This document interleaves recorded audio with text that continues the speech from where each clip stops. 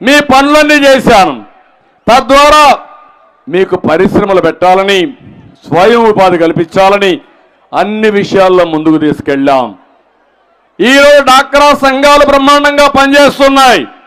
అన్ని వ్యవస్థల్ని విధ్వంసం చేయగలిగారు. కానీ డాక్రా సంఘాలు ఉన్నాయంటే అది నేను వేసినటువంటి గట్టి పునాది. ఎవ్వరూ ఏమీ చేయలేకపోయారు. దాన్ని నేను గర్వపడుతున్నా. ఇది అయిన తర్వాత నేను చేసిన పని మీరు చూస్తే, ఉద్యోగాల్లో కాలేజీల్లో 33% రిజర్వేషన్ మహిళలు పెట్టాను. దీనివల్ల ఉద్యోగాలు వచ్చాయి. చదువుకునే పిల్లలు ఐటీ చదివారు, డాక్టర్లు చదివారు. ఈరోజు వరకట్న బాధ పోయింది మీకు. అంత మునుపు కూతురికి పెళ్లి చేయాలంటే కష్టం, ఇప్పుడు కొడుక్కి పెళ్లి చేయాలంటే కష్టంగా ఉంది. ఆడబిడ్డ ఒప్పుకుంటేనే మగబిడ్డకు అమ్మాయి వచ్చే పరిస్థితి. అవునా కాదా ఒకసారి ఆలోచించండి.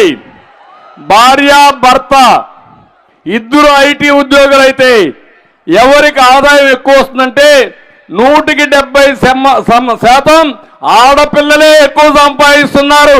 అది తెలుగుదేశం పార్టీ ఇచ్చినటువంటి సాధికారత. ఏమమ్మా నమ్మతారా? ఇవన్నీ ఎన్నేళ్ళు జరిగాయి? 20 ఏళ్ళు జరిగాయా లేదా? అంత మునుపు ఇంట్లో నుంచి బయట వచ్చేవాళ్ళ మీరు?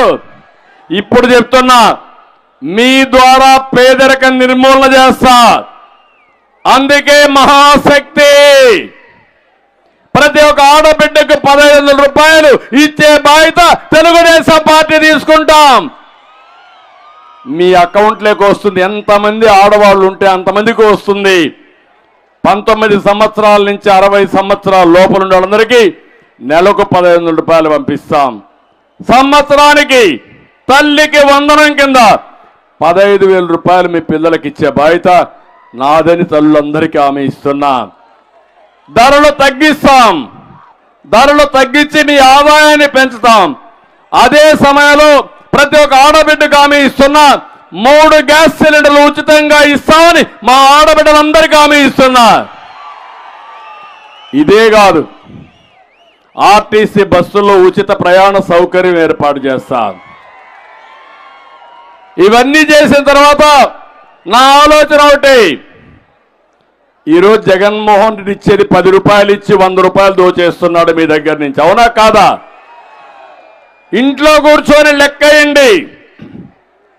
మీకు ఇచ్చేది 10, నిత్యావసర వస్తువులు, పన్నులు అన్ని పెరుగుడు, బాదుడి కింద 100 రూపాయలు దోచేస్తున్నాడు. నేను ఆలోచించేది సంపద సృష్టిస్తా. 15 రూపాయలు మీకు ఇస్తా. 15 రూపాయల నుంచి 100 రూపాయలు చేసే మార్గం నేర్పిస్తా. 100 నుంచి 1000 రూపాయలు చేసే మార్గం నేర్పిస్తా. 1000 నుంచి 10,000 చేసే మార్గం చేసి వ్యక్తిగత కుటుంబ వికాసంతో మీ సంపద పెంచే బాధ్యత నాది. దానికి సారథులుగా మా ఆడబిడ్డలే ఉంటారని మరొక్కసారి హామీ ఇస్తున్నా. ఆ రోజు చెప్పాను, ఆర్థిక స్వాతంత్రం వస్తే సమాజంలో గౌరవం పెరుగుతుంది. ఒకప్పుడు మీకు ఆర్థిక స్వాతంత్రం ఇవ్వాలంటే మా మగవాళ్ళకందరికీ కోపంగా ఉండేది. అనేక సందర్భాలు అన్నారు, మిమ్మల్ని ఎగతాళి చేశారు. తెల్లవారు నిద్రలేసి ఫైల్ సంఖ్యలో పెట్టుకోబోతున్నారు. మీ అన్న చంద్రబాబు అంటున్నారు ఆయన వచ్చి మిమ్మల్ని కాపాడుతా అంటే, కాదు, నమ్మకం ఉందని ముందుకు వచ్చిన మా ఆడబిడ్డల్ని మరొక్కసారి గుర్తు చేసుకుంటున్నాను. ఇప్పుడు మళ్ళీ మీకు హామీ ఇస్తున్నా, నా జీవితంలో పేదరికం లేని సమాజం చూడాలన్నది నా ఆశయం. ఆ సమాజం మీ ద్వారా